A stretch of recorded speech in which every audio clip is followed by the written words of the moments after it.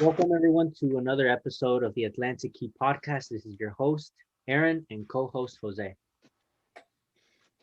Good evening. Good to be here. Today, we have a very good episode prepared for you guys. We're going to be talking about probably the most mentally draining movie of 2020, and that's Tenet. And we're going to be talking a little bit about it, give our review, and we have a special segment called Jose's Thoughts afterwards. So stay tuned. So, Jose, why don't you give us a little bit of a summary of this movie? All right, so Tenet. Armed with only one word, Tenet, and fighting for the survival of the entire world. A protagonist journeys through a twilight world of international espionage on a mission that will unfold in something beyond real time. Thank you, Jose. So, how many times have you watched this movie exactly? Two full times. I was watching it for a third time, but then around the halfway, not even the halfway point. I think it was to maybe the end of the first act Okay, was when I stopped watching it. But I've seen it two full times. two full times. Yeah, me too. So far, I've seen it two full times. The like I was telling you, the first time it was like it's like a blur. It's like I don't remember anything. Plus, I went to one of those drive-in theaters to watch it, Hmm. so I was like, I can't hear anything. They talk so low. but um, but this time at least I was able to, like I had subtitles and Yeah, definitely yeah. I I made caught a sure lot to put more. on subtitles. Oh yeah, that helped a lot. So I definitely caught a lot more. But even then, I feel like if I watched it a third time, like I already know which sections I didn't really understand. Then if I watch it a third time, which I probably won't, then I'll probably understand it like 90%. Okay. Okay. Right? What Yeah. percentage do you think you probably understand this movie? Okay. What do you mean by understand though? Do you mean like understand the story itself, or do you mean like the concept of everything? The story itself. Okay. I think I would say about maybe 85 to me to 90% I Okay. understand of the story. There's only like a couple scenes that where I was like, wait, what's going on? Like which part's doing this? Like, okay, I don't get it right here. And that was the do we want to talk about scenes right now, or do you want to say that for later? We can say that for later. Okay. But yeah, I would say about I understand it about 75 to 80% because I mean we'll talk about it later, but I felt like I was understanding the concept, but then it was almost like kind of switched on me, and that's when and then I got confused. But we'll talk about that. So, have you watched because this was directed by Christopher Nolan, right? Have you watched his other movies like Inception and Interstellar where it's kind of Yeah. like very he's very deep and complex. Yeah, Christopher Nolan. Yeah, he's one of my favorite directors. I've seen almost all his movies, and yeah, Inception is actually my favorite out of the movies I've seen from him. Interstellar is also really good, and yeah, and I really like those for just having these really ambitious ideas and really showing it off to his audiences and being like, "This is what my idea is. I'm going to show it to you in this fashion." Mm-hmm. And we roll with it from there. And I feel like Tenet was probably his most ambitious idea. And I mean, whether or not, you say he stuck the landing, I will say it's definitely a super complex and, again, ambitious idea Mm-hmm. that I really like. But if you think about it for way, way too much, you're going to be lost. Yeah, I agree. Or is others movie like that? Like where if you think about it, or you try to, you're really into it, Mhm. you just confuse yourself. Well, I feel like Inception, when I saw Inception, I was like, what the heck is going on? But it was again after my second viewing of Inception, I was like, oh, okay, okay, okay. And then Mhm. each view, I understand it better and better. And Inception, it's not, it's like kind of complicated at first, but once you get it, you get it, you know. Oh, okay. And Interstellar was pretty straightforward, I think. But even Tenet, it's like I'm still like trying to wrap my head around it. Like, oh my goodness, Yeah. like it's way too much. And I like the movie, but it is a lot. And I asked my because I watched it the second time with my dad, who was watching it for the first time, and I that's when I was noticing things here and there. And then at the end of the movie, he said he didn't like it as much as he wanted it to, just because you think about it for too much, you're gonna get a headache, Yeah, and that's what happened to me. you don't want to go to a movie and get a headache. Exactly. So, would you say that this is probably the most complicated to understand movie of all of those three? Oh yeah, for sure. Out of those three, yeah. Okay. Hmm. Yeah, yeah, that's what I was thinking too. Inception, I actually haven't watched it. I've never watched it. Oh, And Inception's good. Interstellar, I have. And like you said, once you get it, then you understand everything quickly. All right. So let's talk about the movie first. Not getting into like the story, but so what do you think about the characters? The characters. So I like the characters enough. I didn't dislike any of them really. Like I feel that the main character, the protagonist, he doesn't even have a real name. I thought the acting was good on the actor John David Washington. I thought he did a great job.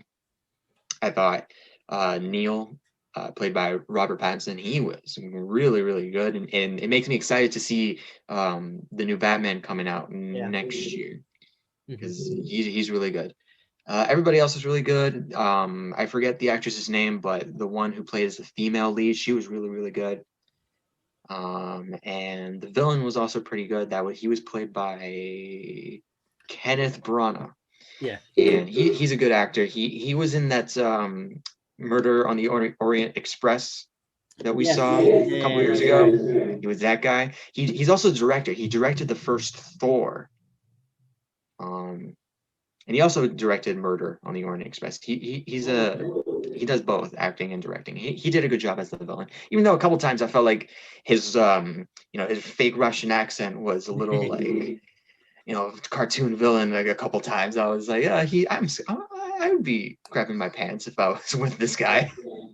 Yeah, because he's English, right? I think I so. I'm like 99% sure. Let me double check. Yeah. Well, while you double check that, I think I would say that he stole the show for sure because, like you said, he can seem very intimidating, Oh yeah. and I think he was a good villain. But Uh, for the other actors, I feel like it was very bland, like with their characters, in my opinion, because you can't really say there was a lot of character development or no, there really wasn't. I mean, yeah, when you think about it, I mean, I think really the development went more towards Mhm. the female lead. Was it where her name was Kat, correct? Yes, Okay. her, yeah, Cat, and it was like short for Mhm. Catherine or something like that. Catherine. Yeah, Catherine. So I felt like she got the most development. Yeah. Just about the story with her and her son. I thought that was really good, but also the relationship between Neil and the protagonist, their friendship. Mhm.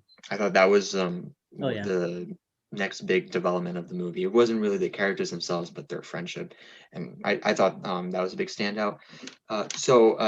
Found right here, Kenneth Branagh is Irish. Oh, okay. Irish. That's okay. It says Irish. here he was born in Northern Ireland. So now we know. He did a pretty good job. Hmm. Okay. Yeah, yeah, yeah. Yeah, he did a good job. But like I was saying, and I feel like because of, in my opinion, how the characters were kind of very bland, it was hard for me to want to keep watching the movie or be really into it, Mhm. you know, because um like I was like I'm watching these characters and I'm like, oh my goodness, like what, why does it seem like they keep the same sort of tone like throughout the whole movie, you Yeah, know? kind of don't like care about them really, Yeah. and when they And get in danger, you're like, eh. yeah, I know, right? And but do you think that maybe it's so we could pay attention more to the story and not focus so much on them? That's a possibility. That's definitely not out of the question. Of Maybe it was for the benefit of us to try to understand the story and the plot device of course. going back in time through inversion, and helping us understand it a little better. Mhm. Um, I kind of thought maybe like one of the reasons why um, we don't really get to know the protagonist that much. I think that was kind of like Nolan's little way of trying to like kind of immerse us with the character. Like he doesn't share about himself to anybody in the movie. Yeah. Hmm. So him also not sharing anything about himself to the audience is also like, oh, okay, like trying to show us like a little, give it a little bit more of a deeper feeling. Yeah, that's like the best way I can explain it. But Yeah. But anyway, so now talking about the movie. So what do you think of those visuals? the visuals were really cool. They were really, really like, especially when you try to wrap your head around it, it's like, oh, this, so they did this, they did this, Hmm. and I'm pretty sure I could be very wrong, but I'm pretty sure that Nolan had the actors, and in some scenes when certain characters were supposed to be inverted while we're supposed to be going forward, they actually like had to do stuff backwards. So Uh-huh. like in that fight scene where it's protagonist versus the soldier in that hallway, it's Uh-huh. actually somebody, they're performing like backwards and like looking all weird and stuff, and it's like, oh, that's pretty cool. Yeah. So just like the technical task of trying to do something like that, I find very impressive. And I mean, there were a couple times where I was like, this is weird, especially Hmm. in the very middle and then the third act in the final battle when it was being used. That's when I was very like confused and like, wait, what's going on? Like I didn't get it. Like Hmm. story wise, I was like, oh, okay, this is happening. But when I'm trying to like think about it, that's where I'm like, hold up. So these walls are going this way. This one just blew up. That one just okay. I don't get it. Hmm. Yeah, no, me too. I think um the visuals for sure. I was like, that looks really cool and definitely pretty hard to pull off. So you think like, so they would do things. So I'm guessing like they would do something like normal, right? And then they just reverse it, I think for some scenes, yeah. right? Uh-huh. Whatever was going to be like super tough to like, again, if they were to like, oh, let's try to make our body moves backward. Hmm. If it was too hard, then yeah, I definitely think they would just, all right, we'll film it normally, then Uh-huh. we'll go put it in reverse. Yeah. Yeah, you're right. But in some, I do think that like they probably did it purposely, like on in reverse, so Mhm. then forward it. But yeah, that was really nice. You want to add anything else that you liked? So that I liked, I love the music. Listening to the Oh yeah. movie, I was like, this music is really, really cool. And I'm a big like movie soundtrack guy.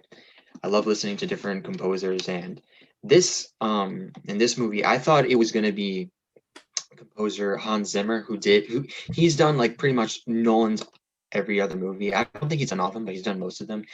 He did the Dark Knight trilogy music. He did Inception. He did Interstellar. I love those tracks. He didn't do this one, which I was very surprised, but it was because he was busy doing something else.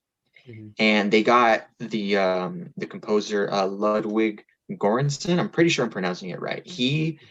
Is he's been in the industry for a while, but like he doesn't have that much of a track record. But he's definitely popping off now because of Mandalorian. He does the music in that show, Oh, then I like the so he soundtrack. does a really good job there. Yeah. Yeah, he does a good job there, and he also did the music for. Sorry, can you repeat that? You cut off. Oh, okay, sorry. He did. You see Creed, Yes. Yeah. the boxing movies Uh-huh. with Rocky? Yeah, he did the music for those movies too. Okay. So he's been like around for a while, but like now he's like really popping off in people's radars, and he did a really great job with the music. I just thought it was great. I listen to it every once in a while, just like I kind of want to listen to the music from Tenet, and then I just put it on. Yeah, yeah, I think the soundtrack Yeah, was really good. Also, um, that was pretty good. I mean, other than that, um, yeah, I said what I liked, and again, I liked the idea of it, and I liked the story enough. Um, I really like the movie. I don't love it like Nolan's other movies. I have my issues with it. I won't say them yet. If you want to save that for soon, but yeah, I feel like it's such a great concept and story, but I feel like it could have been done or could have been simplified. so You think, mhm. right? Maybe to I help think us so. understand it a little more. Yeah, maybe just to help us out. I mean, Hmm. but that's also what I like about Nolan is that he doesn't hold your hand. Hmm. So I appreciated that he didn't do that here. He actually, it's Hmm. like oh, we're 5 years old and he puts us on a regular bicycle. All right, there you go. No, Figure it out. uh-huh. I know. I mean, I kind of like it when they hold my hand, but through a movie. But yeah. So we start from the beginning, right? In the opera scene, right? What did you think about that? The opera scene. The opera scene, I was like, this is cool. Like, and that's mostly because it doesn't have any of the whole inversion stuff yet. There's that little tiny moment Hmm. when the with the inversed bullet that came. But other than that, I thought it was really, really well done, very intense, very like, whoa, what's happening? I still kind of don't like know what the mission is going on into the opera. Into the opera, I get that he's looking for that piece of the algorithm, but the second time I was like, wait, what? Who's this one guy that he spoke code to that he was like going in Yeah. for like rescuing? I still didn't fully understand that, but other than that, I thought this opening is probably it's one of the best openings in Christopher Nolan's movies, right next to Dark Knight. I feel like with that bank scene, Okay. yeah, very very awesome. Yeah, I liked it too, and I didn't, totally understand what was going on, but basically, it was just a test, right? That they were going to see if he could basically um keep a secret, like he would prefer to die than to you know give up Oh on. yeah, he went for that death pill. He just was like, Uh-huh. "Oh, there's an extra one." I know, He just like exactly. put it in his mouth, and then he wakes up. I wonder what happened though, because he blacked out, and I was kind of like, "Wait, so did he just like black out? Was there actually something in it that like just put him to sleep for like a little bit?" Like, yeah, I mean, that's not really important. That was just something that I was wondering. Yeah, no. Supposedly, it was obviously it was a fake. The pill wasn't a suicide pill, but Hmm. the movie said it put him into a medically induced coma. So obviously, he woke up, Okay, and they okay. said that they had to like reconstruct his face and all that because they pulled out his teeth. Oh, yeah. Man, I do not want to have that happen to me ever. You know, but it's basically to prove that obviously that he could be assigned this new task, the Tenet Hmm. operation, and because obviously supposedly up until now, he's gonna be like the only one that knows about this Hmm. operation, this mission. Yeah. So that's when so he meets the other guy, and they basically tell him about that he has to stop World War III from happening. So and then then I think the next scene was, or the next important scene was the gun test scene. Yeah, it was. It was the yeah when he was in that lab Mm-hmm. with the scientists. Like inversion is this, and this was the scene for the audience of. So this is what inversion is. All right. And they even said that line. I thought it was kind of funny. Like don't think about it too hard. I know, yeah. The I was feel it, like, try to okay, understand it, feel it. Yeah, instinct, and I'm like, oh, okay, uh-huh. okay. Don't think about it. Whatever. I know. So obviously that's where we understand basically, like you said, how the whole inversion works. Because if you remember, first we see, the gun is empty, but then when he fires, the magazine is full. Really, really cool effect. I think that was really cool. Props to the visual effects guys. Yeah, I liked it too. So um they don't explain how they get the inverted guns, right? They said they find them.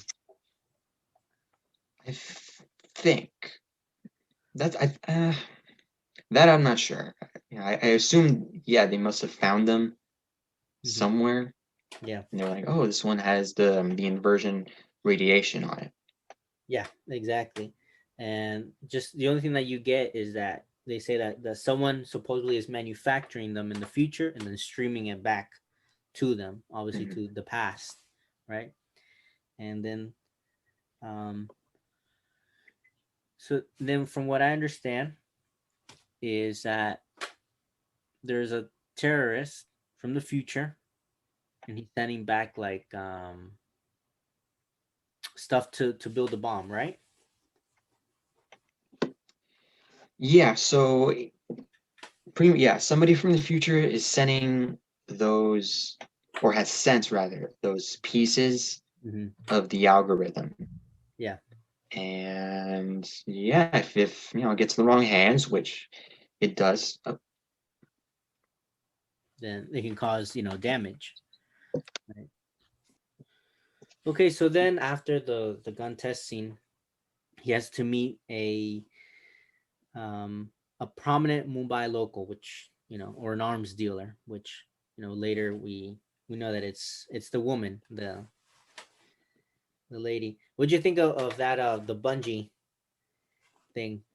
that was cool. In the trailers, I was like, oh, is this like them going backwards or something? Like, but No. no, that's just that. That's how they got up. They actually like catapulted themselves onto the Exactly. building, which I was like, that's actually kind of cooler if I you know. think about it. Like to actually try to do that. It pulls them up the building, right? Hmm. And then obviously, Yeah, if they want to, they can just kind of like run on the building too, and it's like, yeah, that was pretty cool. And uh-huh, then I liked when he went down. He let go of that latch pretty clean. Like uh-huh. he made it to the bottom and then all right. Oh yeah, and then That drop was pretty cool. to street level. Hmm. Okay, so then that's so that's when he figures out that this guy, this satyr guy, right, which is the villain, that he can communicate with the future, right? Right. And then that's when he understands that he has to get like to get close to him, he has to meet his wife first. Hmm. He found this out, I think, at the part where Michael Caine showed up in that restaurant Yeah. where he was like, "Oh, I started eating without you. Do you?" And he it was kind of funny. Uh-huh. He was like, "Oh, can you give me that food?" And then the waiters come and he's like, "Oh, can you put it in a box?" Yeah. All right. So then he meets Sater's wife, and he learns that he has like a hold over her, right? Because of this drawing, right? Yeah, Mhm. which I'm still not like, I don't get it. Did they explain why the drawing has this significance to her and why him having Mm-hmm. this drawing is like, oh, it's, like how she said, like, he has this painting, I can't be, and, he's threatening me with it. Like, and I'm thinking to myself, how? I don't get it. Yeah, me Was it too. like, I think I missed a piece of dialogue or something. I tried to understand it, but I kind of got lost. But anyway, but I just kept on going because I was like, okay, well, if they like they said, if they get rid of the drawing, then he doesn't have a hold over her. Right? So then that's when they come up with the airport heist, correct? Oh, so cool. They're like they have to crash this plane into what is it, like a vault, so then they can get to the painting. Yeah, it was like the side of the vault. That way the security system can go off and they can get through it. Yeah, what'd you think of that scene? That was really cool. Right. Honestly, that heist was probably next to the opening of the movie. I think those two scenes are my favorite scenes in the movie. And just like, I don't know if you know this, but the plane that they crash Mhm. was like a legit plane that they Really? bought, and Nolan was like, it's cheaper for us to just crash this plane instead of using CGI. And I'm like, whoa, so that's a real plane. And I'm assuming they had to do it in one shot because then they would have to rebuild everything Yeah. and maybe, but that was impressive. I thought that was really cool. And then I thought it was really cool of the scene where they're breaking into the different vaults, Mhm. and they're like holding their breaths from that gas. And like, I'm not gonna lie, I kind of held my breath for those scenes too. Like, let's see if I can make it. Like, I wonder if I could do this. Like, And then like trying to do something and like panicking because the door won't open. it won't open. Yeah. His thing broke, and like, I broke it. you know. So then that's when you get to that cool hallway fight scene between him and what with this mysterious soldier Hmm. that he doesn't know. And I just think that fight was really nicely directed. Yeah, I thought it was really cool. It was kind of weird, like just the way it was moving. Like, I get, yeah, he's inverted, and Mhm. it's like like, I like the fight. I just thought like maybe like some of the punches Uh-huh. felt like like I didn't feel the punches, you know what I mean? Mhm. Like, it felt like, but I wanted like, I wanted to feel like something like that. I know. And I mean, it's like a little minor thing, a personal thing that I had, but yeah, it was really well done. I Mhm. still think. Speaking of fight scenes, we skipped over the kitchen scene. That's right. Yeah, yeah, yeah. That was really, really cool. I thought that was really Hmm. great setup. This guy can whoop you. Uh-huh. Don't mess with him. He No. came out. I thought it was a funny joke when he came to the back. He was like, Oh, I ordered my sauce an hour ago. uh-huh. Yeah, I know exactly. And then, like they grab him, he pretends to be like subdued by them. And I don't know Like, I'm so weak. And then, bam. I know. And then That so was good. That was cool. But oh, that part where I full on squealed when the he grabbed the cheese grater, and oh then he like oh yeah. on his face. I was like, ugh, like Mhm. that was like, oof. Like, I wonder if like if we saw that in theaters, I wonder if people would like react like in a packed theater. Yeah, oh, yeah, yeah. Hmm. And then so they go into that room, which later on we find out it's actually one of the machines, right? Yeah, the Yeah, inversion machines, in the version. and then yeah, that's where the soldier came out. And then on the other side, you saw like another soldier like Hmm. running, and then Neil uh, chased after him. Hmm. And yeah, I remember that part. Yeah, but he lets him go right mysteriously. He let him go, and he came back like, no, no, no, don't kill him, don't kill him. And he's like, oh, we need him because we need information. And he's Uh-huh. like, okay, yeah, okay. Okay, so then after that, when he's talking to the arms dealer lady, right? That's when she tells him that satyr he built. a um a machine for inverting, right? Yeah, that's right. Yeah, he built that machine. And then, yeah, that's pretty much what that scene was. Hmm. And so, and at the beginning of the movie, the opera scene, that was Sator's men, right? I believe so. The ones that were interrogating Hmm. him and pointing out, see, yeah, yeah, that was those were his men. I'm pretty sure because they said they were like at first they said they were private, like private Russian soldiers, and it's like, oh, okay, so yeah, I think those were Sator's guys. Hmm. Yeah, no, because he was trying to get the plutonium, right? The plutonium Yeah, I think two it's, forty one. mhm. Yeah, so that's what he was trying to get it from, and then obviously this is all what the lady's telling him. So now, um, that's was when you kind of learn, right, that or you understand that he's helping the terrorists from the future, correct? Yeah, that, yeah, he's helping them, just doing whatever. You don't, I don't, they don't reveal the full motive yet, right? Exactly. That he is dying. Hmm. And I found it interesting that he doesn't actually the main villain doesn't even show up like until like an hour and something in the movie. Did you notice that? Yeah, I noticed that too, and I thought that was really cool because you didn't really need to see him yet. You definitely like Hmm. wondered and felt his presence throughout. Like, oh, who is this guy? Like, what's gonna happen? Yeah. And then once you meet him, yeah, it's like, oh yeah, this guy's imposing. Hmm. Yeah, exactly. So now basically, um, so now the protagonist now he sees, okay, so like his in with Sator is if he helps him get the plutonium, right? Right? Yeah. You know. So then the next part that I didn't really understand was when they're in the boat and they're talking and he's there's like a flashback of when he's young, right? Do you remember it? I Okay. That I'm very like I kind of remember it because yeah, I watched the movie full. The second time I watched the movie, I think that's the part I went to go get some food. Oh. And I came back and I came back and I was like, okay, we're at this part, and I completely forgot about that scene. Mhm. Yeah, it's because so the flashback basically shows him as a teen, um, like basically like digging out plutonium because a warhead had gone off at his home Mhm. city.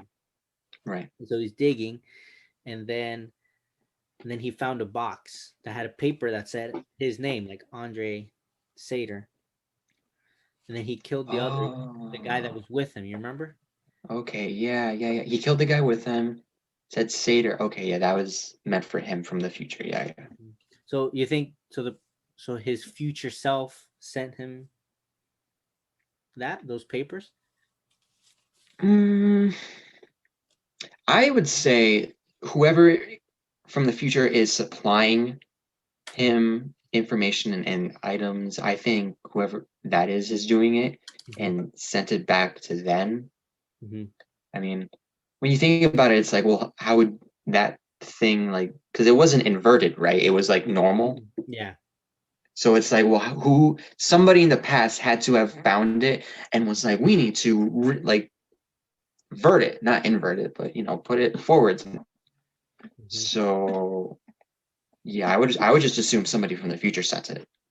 Yeah, because at least like there you learn that someone from the future is basically like funding him, Yeah. or helping him, so he can get gather the things for the algorithm. So then after is the heist where supposedly they're gonna get this piece for the algorithm, and then so comes this the highway scene.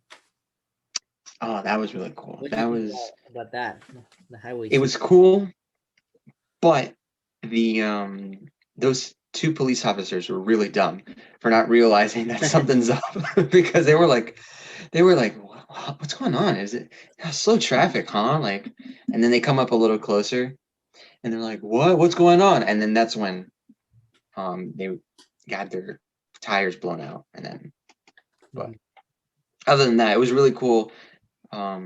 Just highway scene, and then lead that part of the heist, then leading into them being chased, Mhm. right, by an inverted car, or was it by like was it a regular car? They were chased by an inverted car. Inverted car, right? Yeah. Because the inverted car had Seder in it, right? Mhm. Okay, right. Because he had Seder was in it, and then he was holding Cat at gunpoint. I'm pretty sure. Yeah. Okay. Yeah, exactly. 'Cause remember, so Seder, so from this machine that he invented, right? The two rooms basically.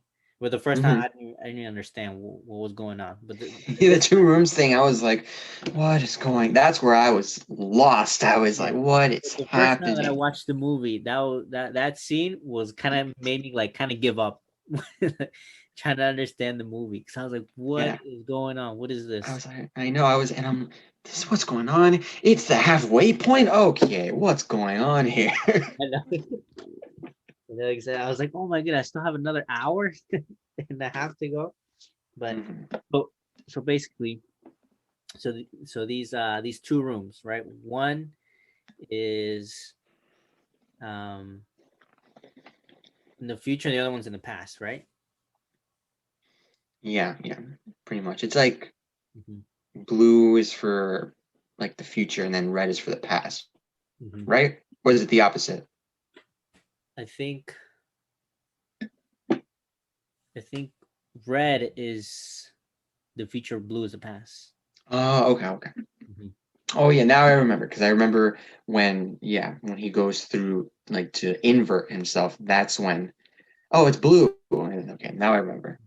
Yeah, because so anyway, so he tells his goons like to tell him everything that's going on because he's like in the future, and then so when everything happens, they're telling him what's going on, so then that way he can go to the past, right, and then eventually get that the plutonium, right? Because remember in the beginning when they're when the protagonist and Neo they're in the car, and then that like backwards car comes up next to them, and then it's Yeah. Seder with at gunpoint holding his wife.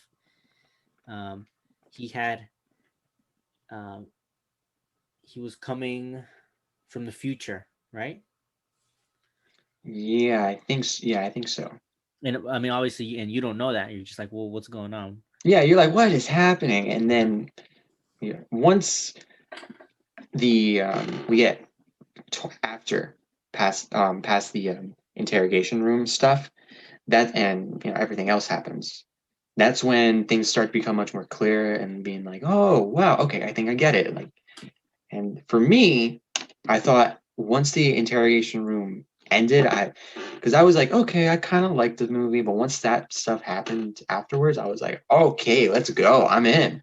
Hmm. Like, this is crazy and all, but okay, I'm down. Hmm. Yeah, exactly. So because, and when the protagonist when he gets to plutonium, and he throws it out, right, of the car. Throws it, yeah, he throws it, but make sure. I think what happened was the piece landed in the car Hmm. that was going in the middle, that was inverted, Hmm. and that was like saved for later. Hmm. Yeah, no, exactly. So anyway, so Seder, so he goes to the past to retrieve the plutonium, and he shoots his wife, right? Because he was asking the protagonist like where he had put the plutonium. Hmm. So then she gets injured, and then that's when they say like if they go to the past and they can save her, right? Basically, Pretty they like much, invert yeah. her. Yeah, so like if you get hit by an inverted bullet, Mhm. like if you're in, normal time, yeah, you're gonna die because of the radiation. But if you're in the inverted world, that's when it's like, okay, the bullet will heal normally and the radiation will cease. Mhm. Exactly. So they have to go. So the only way for them to like um save her is they have to go back to the past to the airport scene because that's the only other machine, right? Yeah, So because they can they invert her and sort of like invert her injury. invert her injury, and yeah, to figure out, okay, well, how are we gonna get out of being inverted? Oh, well, let's go back to the airport. Yeah. Mm-hmm.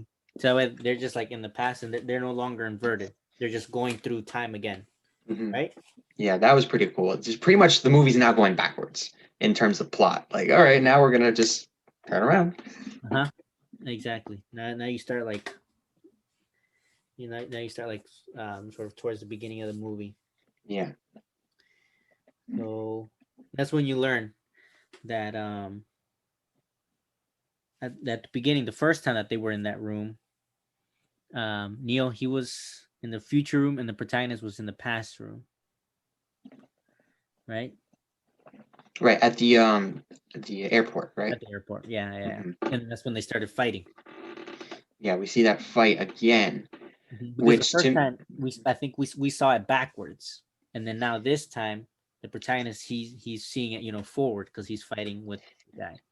which to me I was like, okay, like they're going to the airport, they're gonna have to go through where they went Mm-hmm.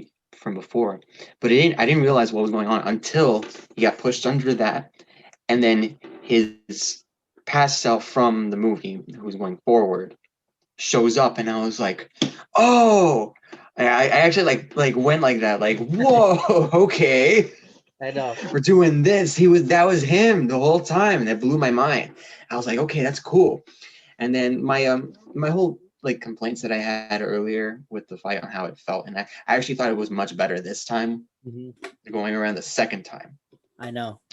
because it made a little bit more sense. Mm-hmm. And then that's when you learn that because the first time at the in that scene, the two guys they came out at the same time.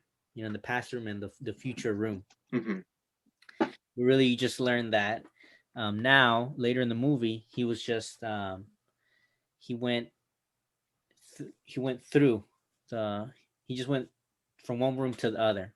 to the other, and then So he came out, he mhm. went through the past room and he came out through the future room.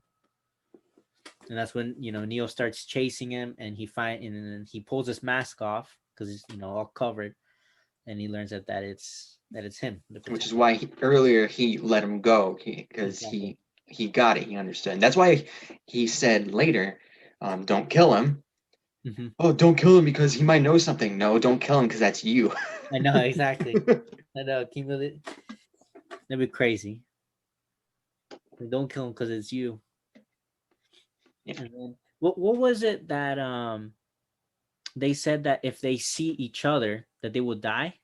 Like if they see like their past self, like if Uh, they run into each other. like run into each other, interact, but remember Interact. he was wearing that soldier gear, so you have to assume that helped with not killing Hmm. himself pretty much. I think if it was like a situation where they were both wearing their suits, right? Like their, shirt and tie, then yeah, things would be messed up. But I think because of Hmm. the soldier outfit, he was pretty much covered. Okay. Yeah. Yeah. I didn't really understand that part, but I thought that like if they saw each other and they interacted, then that's when something bad would happen. But that's why Neil was like, "I'll be fine" or something like that at the end after that. So now, um, so they save Kat, right, the woman, because they inverted her injury, and then that's when basically now they're in the past. The plot is in the past, and now they just have to do things differently now. Yeah, Correct. that's when they run into or they go to those guys. Pretty much like the organization of Tenet. Like I'm assuming that's what these guys were. Mhm. Like all right, so we got to stop Seder. You're coming with us. We're gonna, and that's when we get to the final battle of split into two teams. We have an inverse team and we have a normal team. Uh-huh. Yeah, right. The red team is going forward, and the blue team is inverted. So, and then that whole battle, that's where I was like, okay, now I'm getting confused. That battle, both times I watched it, I was just Yeah. what? I know. It's happening. It was kind of cool. Like a couple parts were kind of cool. Like that one guy that got was that he was in like the wall, it had a hole in the wall. But then since he was inversed, the wall reformed and he got stuck in it. And it's like, oof, like okay, that was cool. Yeah, I know exactly. So they were obviously they were fighting satyrs, man, right? His little army, Pretty much, yeah. and they had. Because that was Mhm. before, because the battle itself took place. I think it was before the opera scene. I think they said that. Yeah, yeah, that's in the past. Yeah, like way in the past, like a few days. So I think yeah, those were Sator's men, trying to get everything handled. Hmm. So while they're there fighting, at the same time, Satyr's wife is with him, and she has to stop him from killing himself. Yeah, because this is something that I was confused about until I looked it up. And apparently, the satyr that's on that boat, Hmm. um, that's the satyr that we've been following the whole movie. Okay. Like that's Satyr's the one that was inversed when he shot Cat. And Satyr went all the way to that moment in his life because that was the last moment he was most happy, not most happy, but pretty much when he was happy ever. Mhm. And he just then, like he said, he wants to spend some time with his wife, watching the sunset, Mhm. and that's exactly what he wanted to do because I that's where I he wanted things to end, Mhm. and that's how it is. So that satyr was the one that we've been following because I was confused because I was like, did she kill satyr like the one in the past? Mhm. Because I was like, if he then the movie shouldn't exist if that happened, right? And Yeah, I me was like, too. what? I said I was like, if he killed himself in the past, then why have we been following him? Throughout the movie. Yeah, I was. That's why I was confused. But then when I found out, oh, that's the one we've been following the whole time. Mhm. Because remember, they said that past him, Mhm. he flew off. He left, Yeah. and the regular him that we know was he was mostly there just to try to patch things up with Mhm. Cat after that fight they had. Mhm. And he didn't, little did he know that the cat he was talking to was, the one that we have been following, the one that's been shot. Mhm. Yeah. They said something about like if his pulse stopped, if he died, then the bomb would go off, right? Yeah, yeah, because it was like linked Mhm. to his pulse, dead man switch. Mhm. That's why they had to deactivate the bomb, right, before he killed himself. Pretty much, right. Hmm. Okay. I like I like the reveal.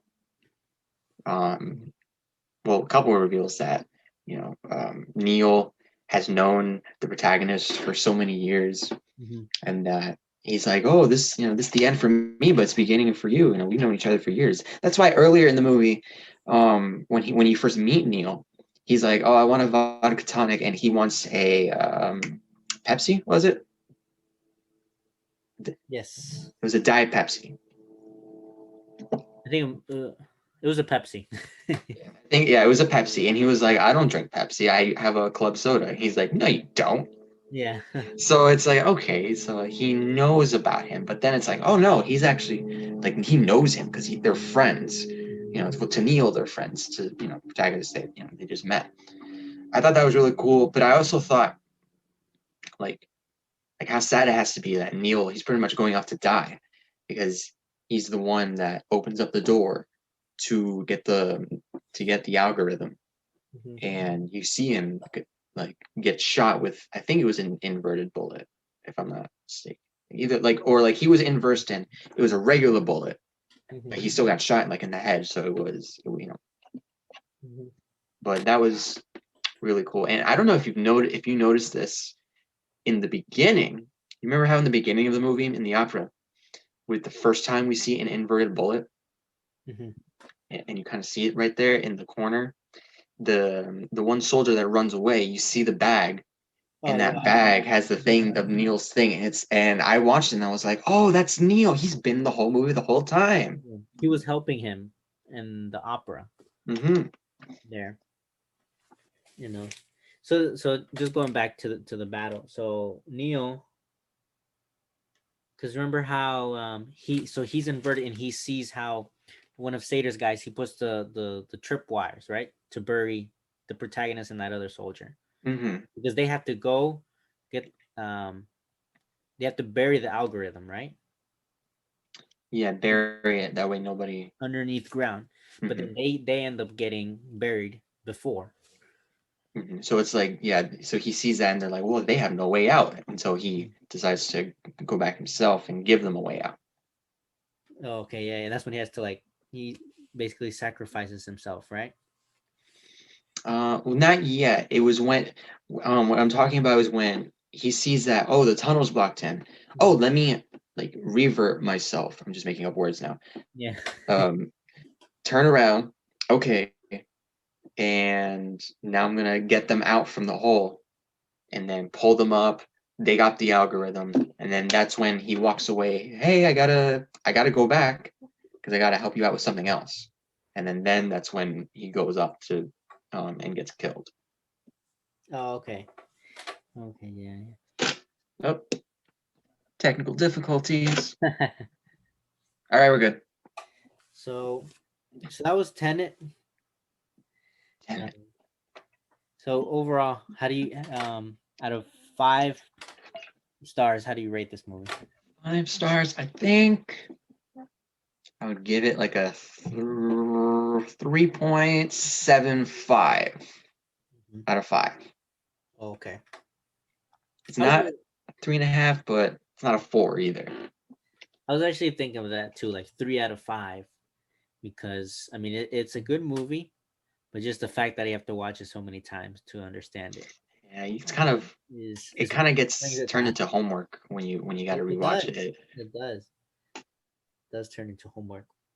Yeah. Anyway, so like we mentioned in the beginning, we have a special segment called Jose's Thoughts. So stay tuned.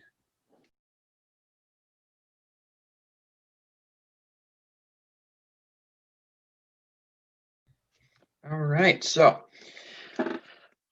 in this segment, I'm going to be talking about a couple things. There's just going to be quick thoughts on 2 movies that I've seen recently. Last week, I got a chance to watch Soul and then Wonder Woman 84. I'm going to watch, not watch, I'm going to talk about Soul first because I watched that first. I actually watched it again yesterday, so it's still a little fresh in my mind. So Pixar's Soul, if anybody doesn't know, is about this middle school band teacher named Joe Gardner, who has been really struggling trying to find work because his passion in life is jazz, and he really wants to make it big, get the big gig, and he finally gets it. He gets that gig, and the day he gets the gig, he falls down a manhole, and he doesn't die, but he is left in a coma. And that's all I'm going to say about the story because uh, this movie is honestly one of Pixar's best heartfelt, deep movies that upon second rewatch, I was just blown away by how good it was because when I first watched it, I liked it good enough. I thought it was good. But when I watched it again last night, I just appreciated it much more, and it just has a wonderful message to it. It does this thing where a lot of Pixar movies and a lot of movies in general, actually, they give you sort of a message now, or you can pretty much figure out what a message is right in the beginning or maybe in the first act. But what Soul does, they kind of give you a little misdirect. They give you something that isn't the moral of the story, but rather they reveal what that is much later, like maybe 20 before the 20 minutes of the movie ends, around that area. And when that scene hits, it's a scene that really grabbed me and it really made me think. And I don't want to say what it is because spoilers, but just watching it again, especially, I was just like, wow, this is on a level of deepness that I honestly didn't think Pixar could nail again, because they did it again, or they did it first rather, in Inside Out, for me at least. That was the last movie I remember seeing from them that honestly like blew me away on just how deep they can be. And Soul was just like on another level. Other positives, animation, amazing. Honestly, there were a lot of parts where I thought they just took a picture and popped characters in and animated it, but they actually created these environments. And the movie takes place in two spaces: the world of like being a soul and everything. That looked nice, but they also had New York. And as somebody who's been to New York a couple times, they definitely nailed the atmosphere of what walking around New York is like. So that was really awesome. The voice acting was great. Jamie Foxx as Joe Gardner was awesome. Um, uh, it's a great movie. Just check it out. It's on Disney Plus for free. It's not like the Mulan fiasco where you have to pay $30, and then it ended up being free anyway after a few months. So go ahead, check out Soul. Now, second movie. I watched it, I think 2 days later after Soul. Wonder Woman 84 is okay. I'm gonna say I'm gonna give you some what's the word? What's the term? Uh, Heavy opinions, and just it's honestly a lot of people have really outspoken their opinion on this movie. And my opinion, it's a hot take pretty much. And I tend to be a person that does that a lot. I'm known for having a lot of hot takes and having the unpopular opinion, and it's whatever. Everything is subjective. Movies especially are subjective. Nothing in a movie is objective. You cannot say something about a movie and claim that it's fact. So Wonder Woman 84, I liked the movie. It's not as good as the first one. It okay. So going into the movie, I don't want there's you really can't talk about the movie without saying anything spoilery. So I'm just not going to do that. If you've seen the trailer, you pretty much know Wonder Woman Diana. She has another issue going on with some character. His name was, I believe, Maxwell Lord, played by Pedro Pascal. He's been getting a lot of good stuff. Good for him. But he's the villain of the movie. Something's going on with him. But then we also have a plot of Steve Trevor, played by Chris Pine, has returned. And so the whole mystery is like, oh, how did he come back? And again, no spoilers. But the movie, I think, did jobs better and worse than the first one. The first movie, I think, is a much better film, much better written film than the first movie, because Wonder Woman 84 is it's not a mess. You can understand it, but it doesn't make sense. And what I mean by that is there really wasn't much thought put into the plot. And when you look at it from a critical standpoint, you look at it and it's straight out of a Saturday morning cartoon when we were kids. And it's with those, we don't think about it. We don't think about the plot and all that stuff. But when we do, when we're older, we notice a lot of things like, oh, wait, that doesn't make sense. Well, what's happening? Like, okay, this doesn't have any sense at all. And I said that a lot to myself during 84, but the positives of the movie, this movie has a lot of heart and sentiment. This movie takes its time. The emotion in this movie is honestly one of the most heartfelt movies I've seen a superhero movie in a long time. And that's something that I look for in my superhero movies, because I'm a big fan of the Raimi Spider-Man movies. And those movies have tons of heart and sentiment and emotion. And granted, those have better stories than 80 Wonder Woman 84. But there were still scenes in 84 where I was watching it and I was just appreciating it was taking its time.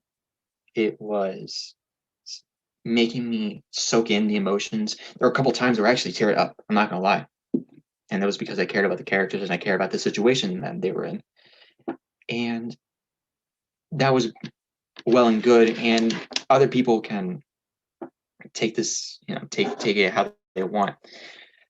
I would much rather, and this is gonna be my hot take, I would much rather have a movie that has a lot of heart and sentiment and have it be sincere than have it make sense. I would rather have a movie that doesn't make sense but is still heartful. If I had the opposite, fine, but I like being connected to my movies. And I thought Wonder Woman 84, I really liked it. I connected with it.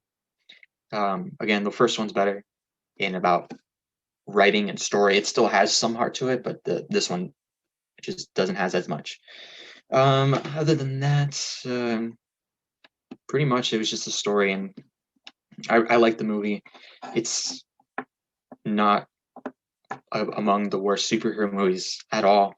It's not. It's not a Batman and Robin. It's not Catwoman. It's a good movie. I think so, and I'm excited for Wonder Woman 3 whenever that comes out. Just work on the script, let it cook for a while, because this script was definitely undercooked and served way too quick. So that's it. Those are my thoughts on both Soul and Wonder Woman 84. Go ahead and check those out. And yeah, those are my thoughts.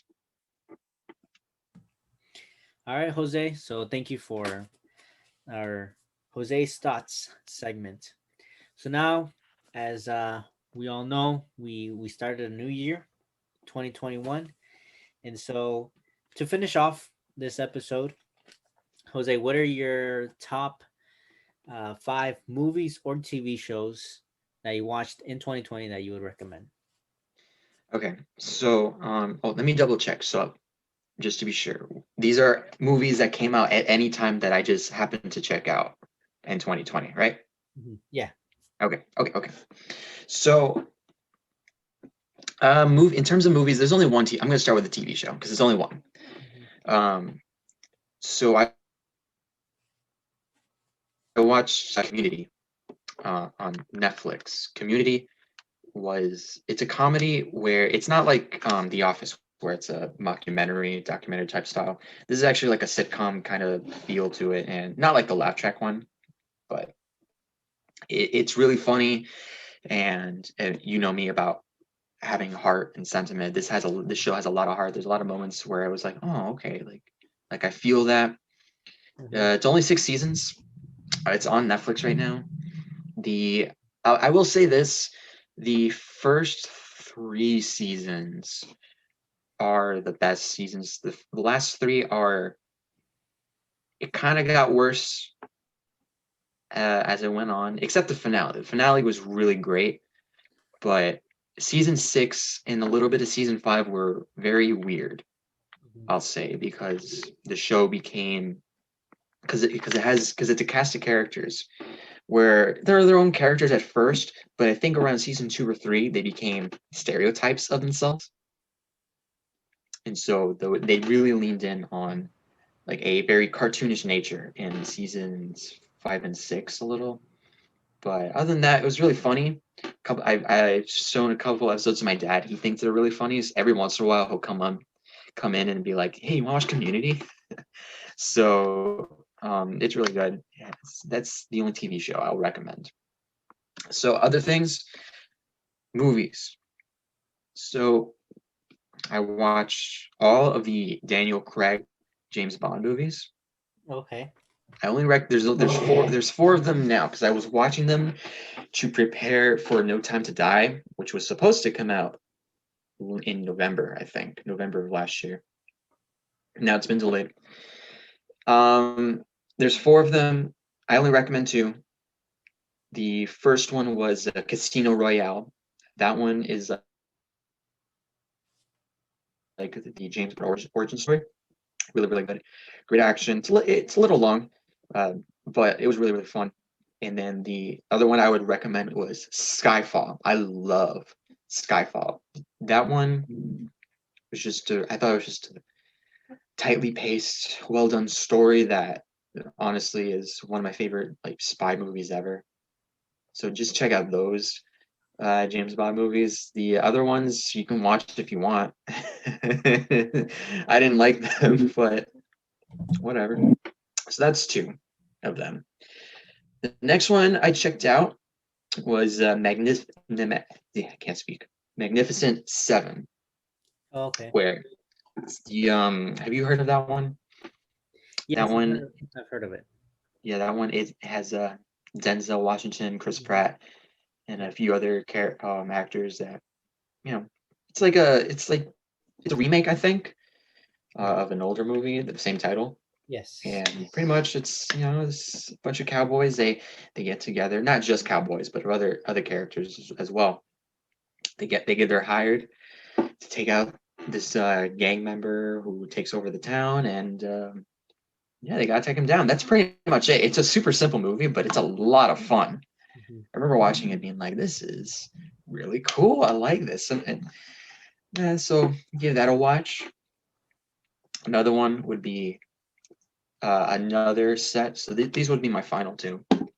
Mhm. Um, so I watched the Oceans trilogy. Oh, okay. So Yeah, yeah. like Oceans 11, 12, and 13. I didn't watch Oceans 8. Mhm. I kind of want to Yeah. check it out, just haven't really had the time. But Oceans 11 and 13 were really, really, really good. I love heist movies. I'm a sucker for those things. Mhm. And I especially love Oceans 11. Oceans 12, it was fine.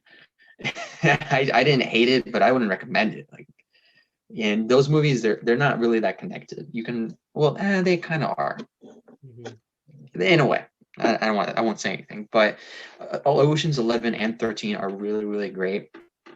So those, I think both of those are on, all three of them actually. They're on Netflix. So go ahead and give them a watch. Okay. And yeah, those are my five. Okay. Yeah, I started watching the Oceans trilogy also. I watched Oceans 8 like when it came out. I watched it in theaters. But yeah, I agree with you. I think the first one I really liked. The second one, I think I only watched half of it so far. And like years ago I watched all three, but recently like this year, I watched the first one, half of the second one, and then I started and watched the third one. That Yeah, was that third was one's really great. that was also a trilogy that I was like, oh, I wanna watch it again. But anyway, so my list is mostly shows, but like three movies.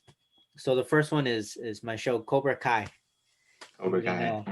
I just That one I want to check out.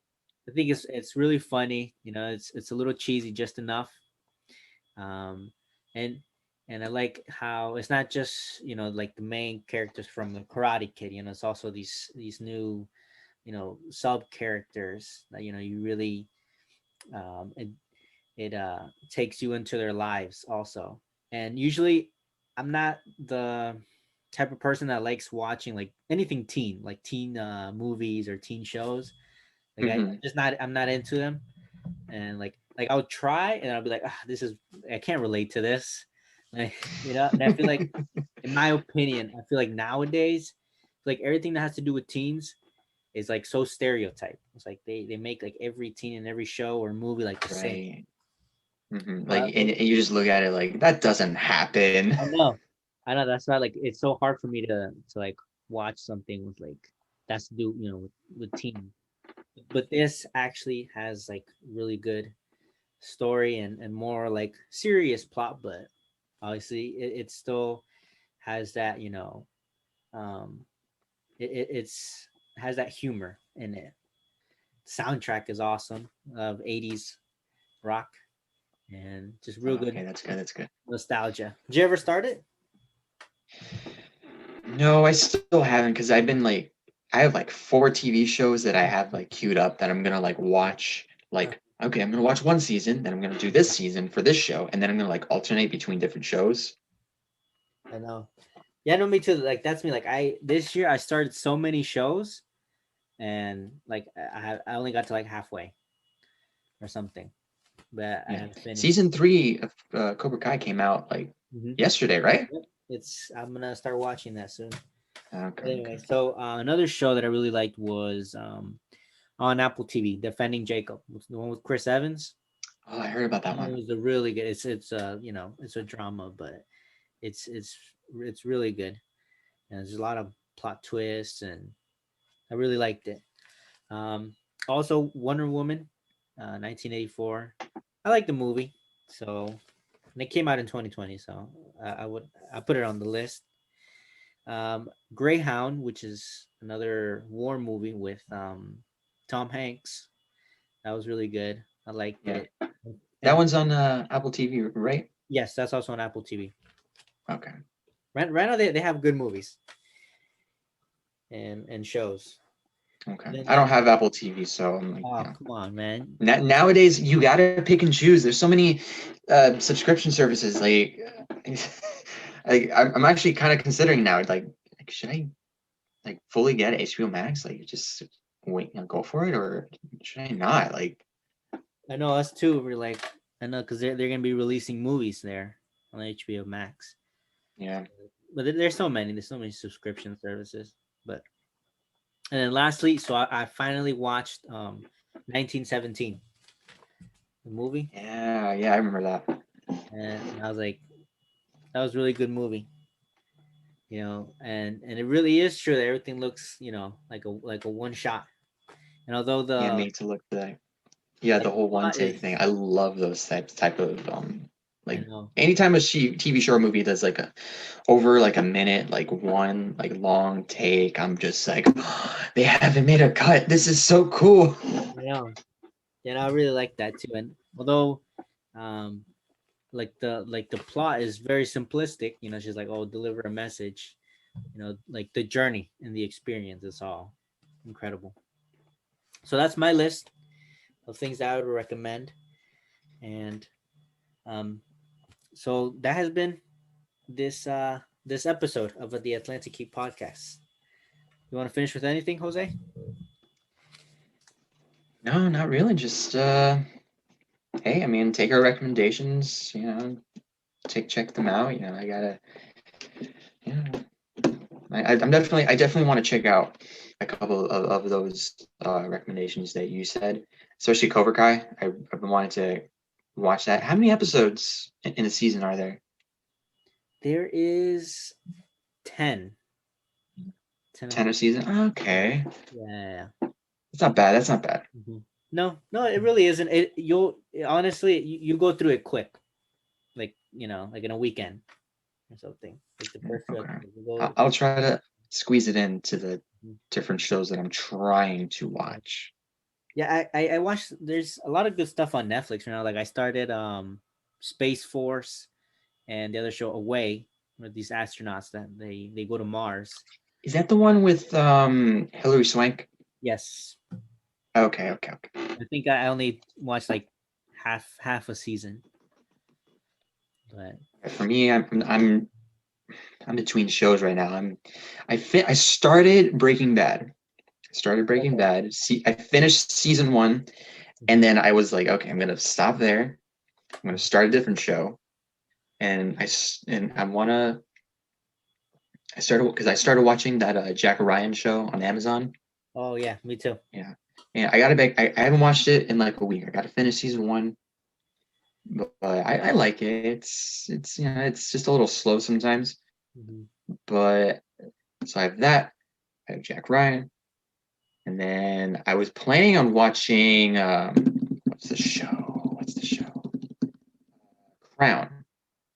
The Oh Crown on yeah. Netflix. Hmm. That I've been wanting to get into. My parents watch that. They got my grandma to watch it, and she actually watches a couple episodes every once in a while in her room. And so it's kind of funny to see. So it's like, oh man, I gotta catch up and watch that. And then my plan is to watch season 1 of that, and then I want to watch that Queen's Gambit Oh, I've heard on about that one. Netflix. I've heard, I've heard it was pretty good. yeah. A lot of people are getting into chess because of it, so it's like, oh, maybe I'll get into chess after watching that. Yeah. So there's that, and then there's The Expanse, that show that Kevin has been trying to tell us to watch. Yeah, I put it on my list too to start. Yeah, that's that I want to get into. And now Cobra Kai. So I got a Hey, bunch of shows I check out gotta. Cobra Kai. I know you'll like it. Okay, But yeah, try to so squeeze that in. yeah, so thank you everyone for tuning in to this episode, and